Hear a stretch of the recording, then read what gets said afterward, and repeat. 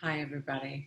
So I just finished recording with Dr. Claudia Cooke in New York City. She is on Park Avenue, and I have been honored. It's not even a good enough word to express how grateful I feel to not only know Dr. Cooke, but to have worked with her so intimately for the last 4 years. And so I've yet to do any kind of introduction before bringing in a doctor, but I didn't even feel like the copy I would put out would do it justice. So what better way for me to tell you how I feel except by doing this video? And if I don't cry, it would be a miracle. Wanted to make sure that I put my New York license plate purse behind me because that's where I'm from, and being able to work with this physician has been a gift. And one of my greatest connections in New York, which it's very strange that I don't work with other doctors in New York. This might change after this, but I haven't really tried, to be honest, because I'm so blessed in the sense that I get to work with who I feel is the best. So Dr. Cooke is an integrative medicine physician who does not have or need a social media platform to shout out who she is, because she's been doing this for so long without it and has had such an amazing following because of who she is and how she practices medicine. And it's just been a great honor to know her, to work with her, to start my day 3 times a month with her at 7:30 in the morning. It used to be earlier. We've made it 7:30, which is good for me, so I get to work out beforehand. And I was sitting here after we were done and so grateful for her. So I'm going to do part 2. And you know why? Because I can. Because this is my show. I can do whatever the hell I want.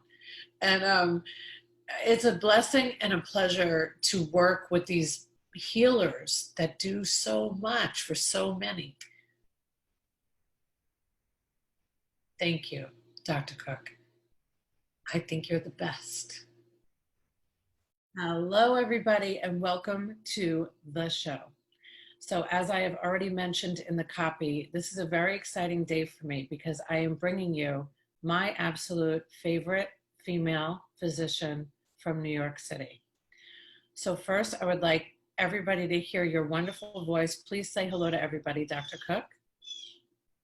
Thanks, Sharon. Thank you so much for having me on the show. Great to see you. It's great to see you too. So just a small tidbit, Dr. Cooke and I met at the Integrative Medicine Conference in New York City. I want to say it was 5 years ago, 4, 5? 2016. It was spring of 2016. Wow. And because this is, the Doctor Whisperer is the business of medicine, one of the tips that I give to everybody in business is you have to stand out. So here we were in a room, functional medicine conversation with James Maskell. I went up to the microphone and introduced myself as the Doctor Whisperer.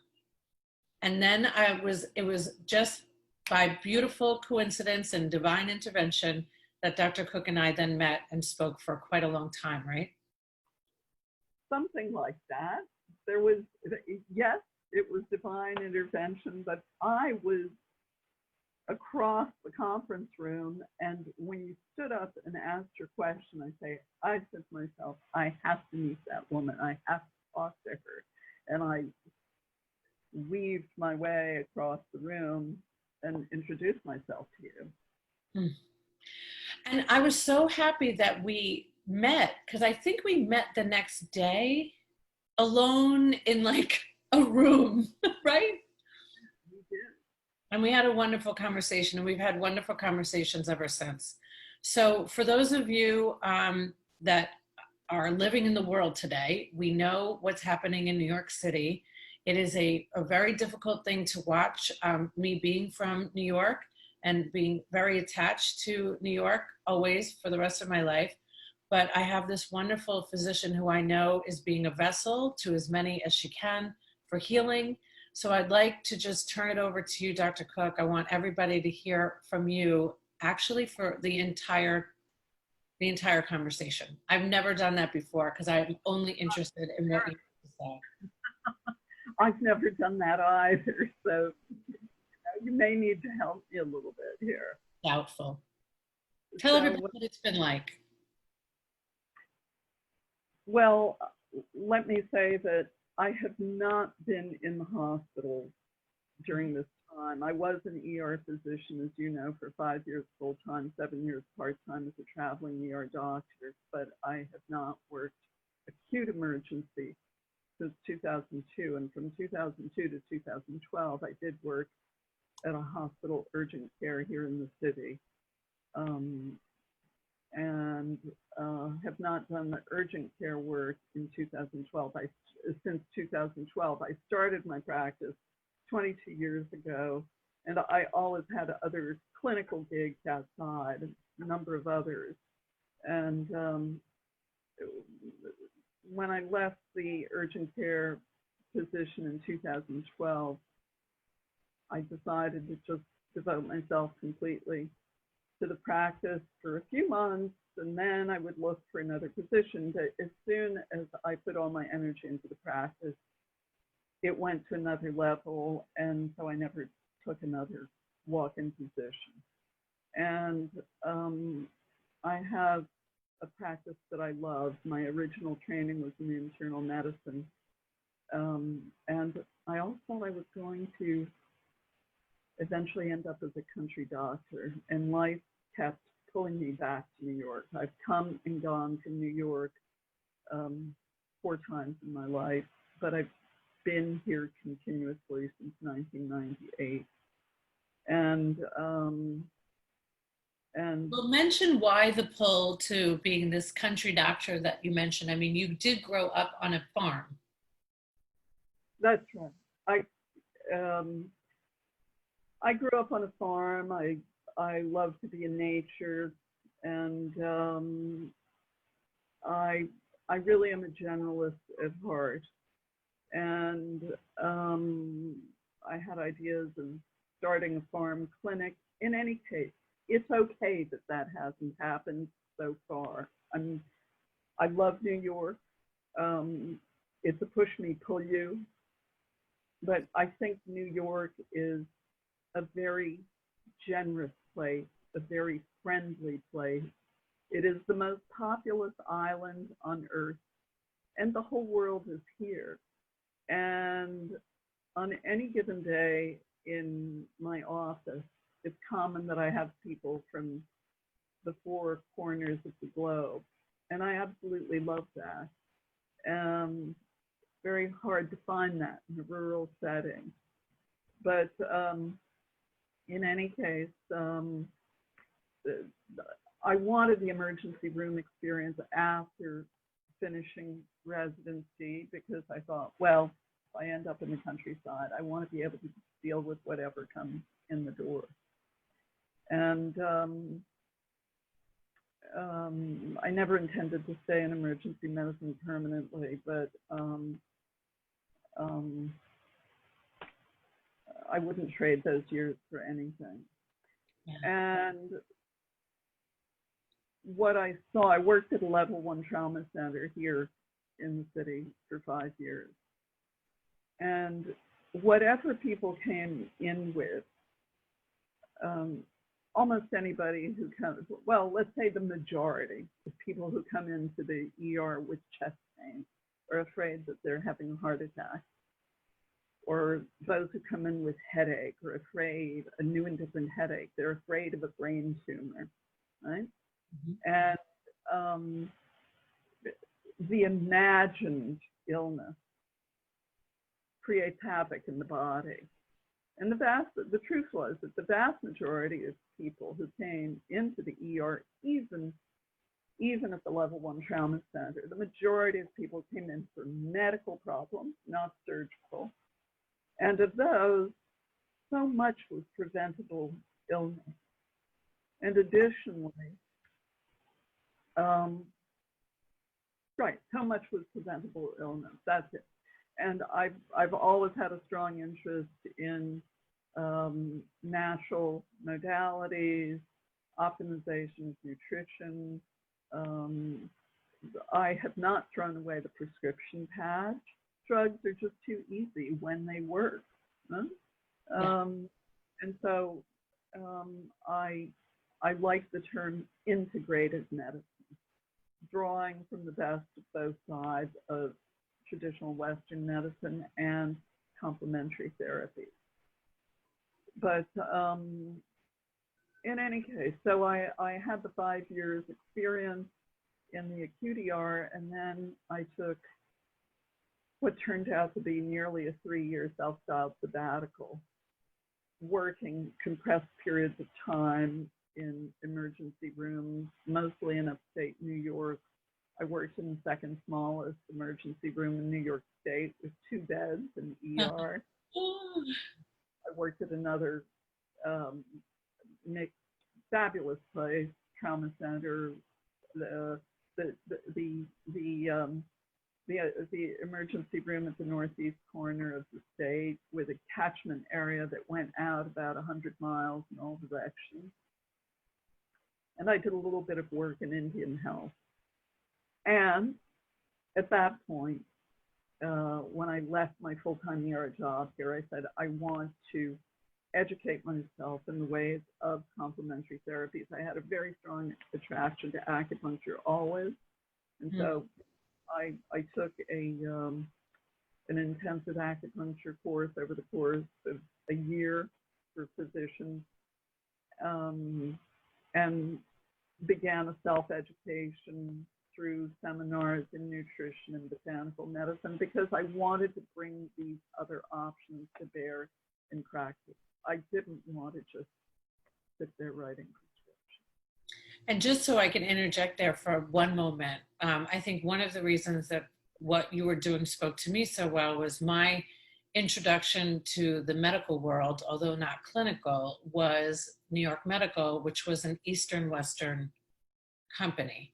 So we would treat patients, we had the orthopedics and the neurologists and the internal med docs, but then we also had the acupuncturists, the massage therapy, and the physical therapy.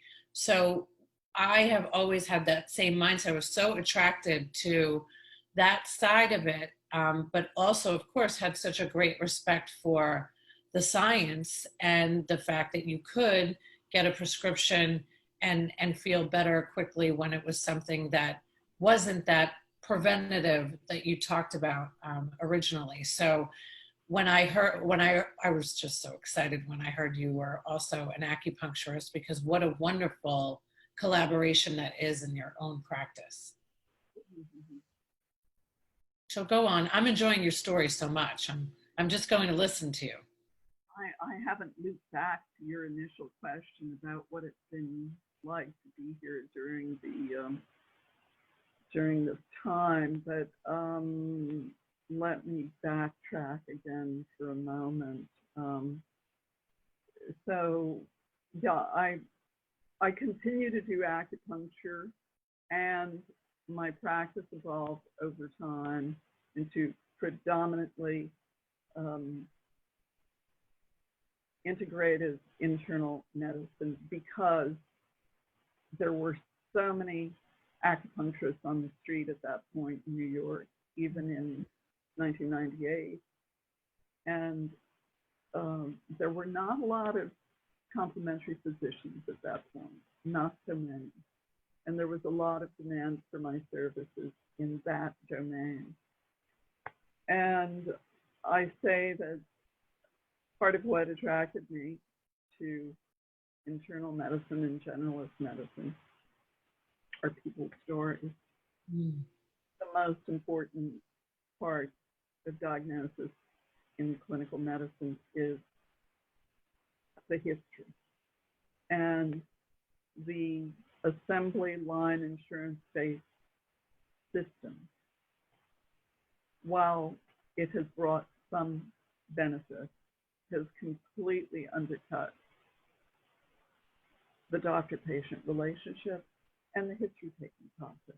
I have precepted physical diagnosis at Columbia University with a second-year medical student for 22 years. This year they gave me a reprieve and I took a break from it. It was a chunk of time out of the fall semester, and I loved it. But I always tell the students a complete history is the first best cost-cutting method, because of course what drove so many of insurance company decisions was all in the name of cost cutting. Okay, so in any case, I love people. You know that, Sharon. I love and dogs. And dogs. Yes. Yes. I'm very, it's a real privilege to sit where I do with people, to listen to their stories, to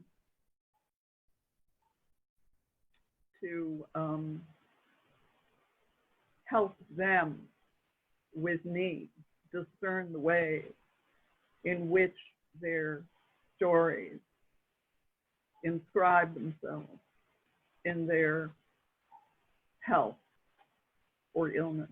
Right? Carolyn May said it very succinctly. She coined this little phrase, which I think was brilliant. Your biography becomes your biology. And there is so much to that. There is so much to that. Yes. I love that. That's so true. Aren't those great words? But the holistic history is just reclaiming medicine as it was practiced, as it evolved over the course of centuries, and especially as it evolved in the course of the last 140 years, as taught by William Osler, the Canadian physician considered to be the father of Western medicine, who wrote the collection of texts called Practices and Principles of Medicine, which I'm looking at over there on my shelf. I have the full collection of volumes. Wow. And so put overriding emphasis on the history. Now, we live in a very different world today.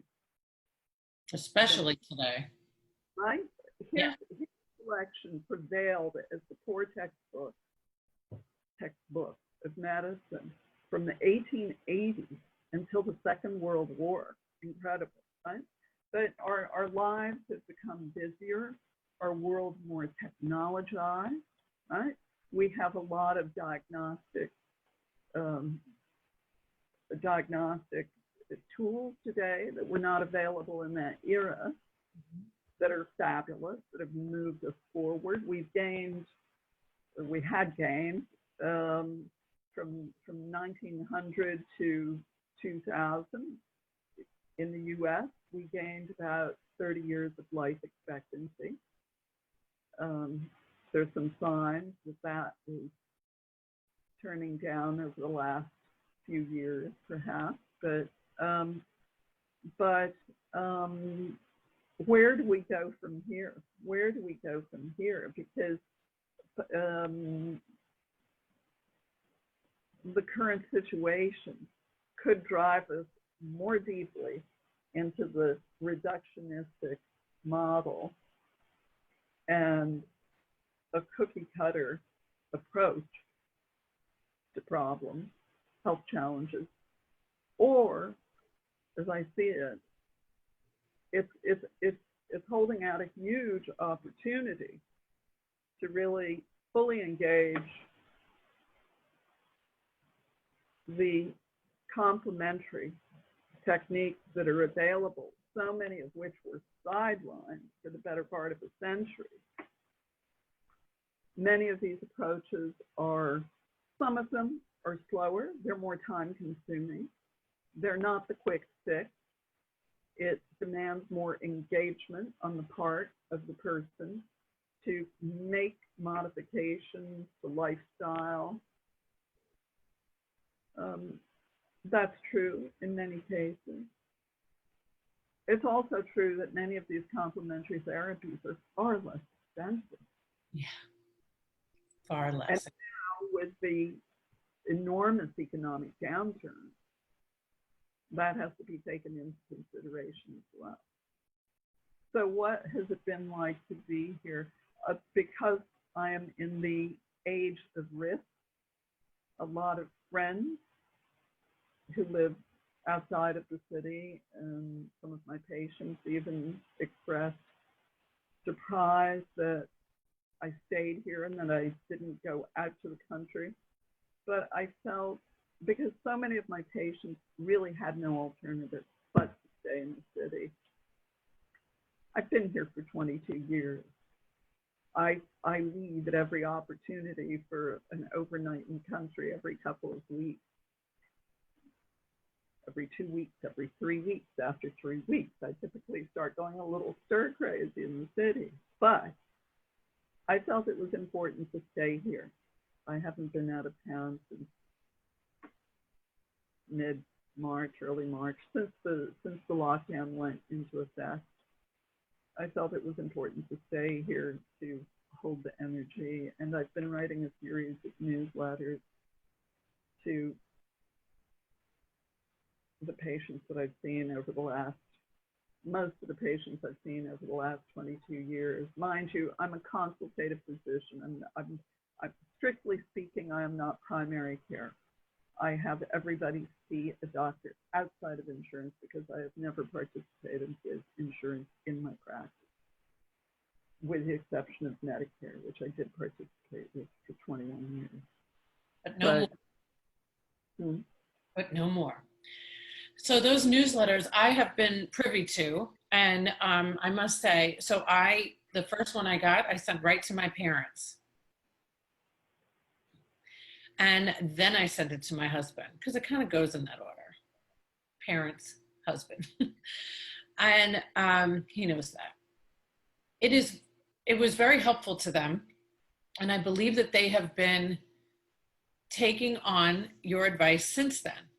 And I would love it if you shared maybe some of the general feelings of your patients from the newsletters that you've been sending out, and what, kind of a high level were you speaking of? And I'm happy to share the information with anybody if they request it of me, because I'm sure that you would love to get the information out to as many people as possible to help. But you had been sending it out to your patient base, which is a 22-year patient base that, of course, was very grateful to receive that from you. So if you could give me some kind of high level overall about it.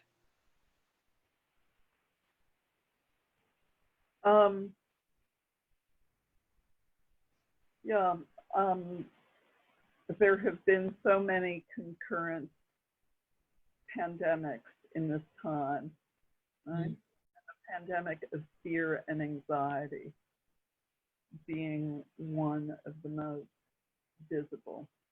And so, as you remember that first newsletter, I began with an introduction with the extract from WHO and CDC in terms of what the characteristics of this infection were comprised of, as best as was known at that time, or as best as was agreed upon at that time, and referred people to some of the official websites here in New York, the governor's recommendations for social distancing, for hand washing, all of this. And also, I made no pretense at any point that the nutritional, herbal recommendations that I was making were treatments for coronavirus. No, but support for immune health, let's say that. Sure. And also a lot of emphasis on things to avoid and things to do to lower the anxiety level as well. You would say that that was the biggest, overall, that was what was the most evident to you, that people, you needed to go into action about the fear and the anxiety. Fear and anxiety, I have, as you know, steered entirely clear of politics in these newsletters. I've written 6 of them so far.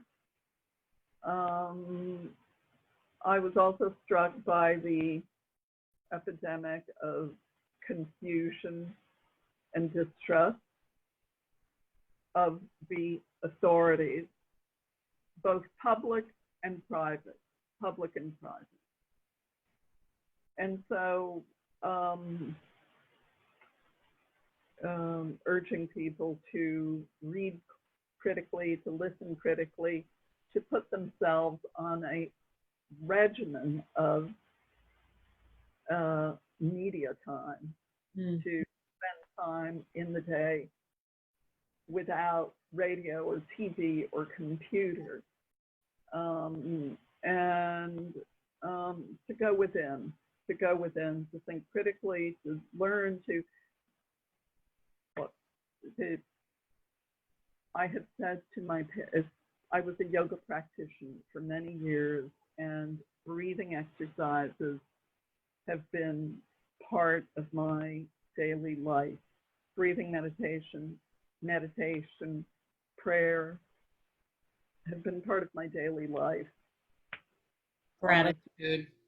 Right? Gratitude, absolutely. Right? Exercise. I know that you all think, looking at Dr. Cooke right now, that she's probably about 45. She's a little older than that, just a touch, but she still climbs her own stairs. And I'm not going to not mention that you don't have one gray hair in that head of yours.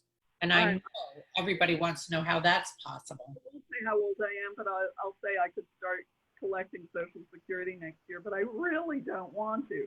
You know, we physicians, especially the general physicians, when we come in, we never want to retire. I never want to retire. No. But, you know, taking a little bit of thinking about how I'm going to keep it all going here in the city, you know, certainly. But how many stairs do you climb every day? I live on the 6th floor of an elevator building, and I climb up about 4 times a day, carrying the dog. I say that it's a complete workout. It's stretch aerobic and weight bearing. I love that. He won't let me take the elevator. He prefers the stairs. Thank God for people. Yeah, and let me say also that, you know, in terms of the prayer, that's not something I prescribe to patients. It's not something I prescribe or that I even spoke of in the newsletter. I did talk about meditation as finding a way to quiet the mind, to bring it to a point of focus. But for 22 years in my practice, I've told many patients, if not all of my patients, that if there is one thing above and beyond all else that is most important for our whole health, it's not the food, it's our breathing, it's the breath. And that in itself is a subject worthy of hours of conversation. And it's very poignant to me that this global pandemic, that the primary point of attack is through the respiratory system. If we don't breathe well, we don't metabolize well. And the vagus nerve, which is the main nerve that supplies the diaphragm, is the chief access to the parasympathetic nervous system, the resting, digesting limb of the autonomic nervous system. And you can very immediately lower the sympathetic tone by fully engaging the diaphragm. When I worked in acute ER, a number of times, not always successful, but working with people in the throes of an acute asthmatic attack, putting my hands on their lower rib cage, having them to force, making them force the rib cage out, drawing in a breath could very quickly shift that attack. And so, yeah, working with the breath, stilling the mind, and it's so important. And, you know, I have been practicing myself. And just this morning, I've been doing more guided meditations after my workout, because I have found it was a choice. It was definitely a choice to not have too much quiet in my mind to think about all of the bad stuff that was going on in the world. That's a choice to keep my mental health protective gear on. Normally when I meditate, I'm in quiet, and I've been laying down meditating versus sitting up straight. So this is just, you know, a personal choice for me. But this morning I did some breath work, a guided breath work. And at the end, the greatest part about that guided breath work was he said, "Don't you feel completely different now than you did when you started?" And I honestly felt completely different. It really is so important, our breath. So I've decided that I want to make this a two-parter. So Dr. Cooke, we're going to revisit with you, because I think if I can listen to you, and I've been so blessed to talk to you 3 times a month for the last 4 years, that I'm quite sure that my audience will want to hear some more from you. So let's take a pause for now and bring this back and do this again. But maybe you could leave by giving some words of your beautiful spiritual wisdom that you always give to me, right on the spot.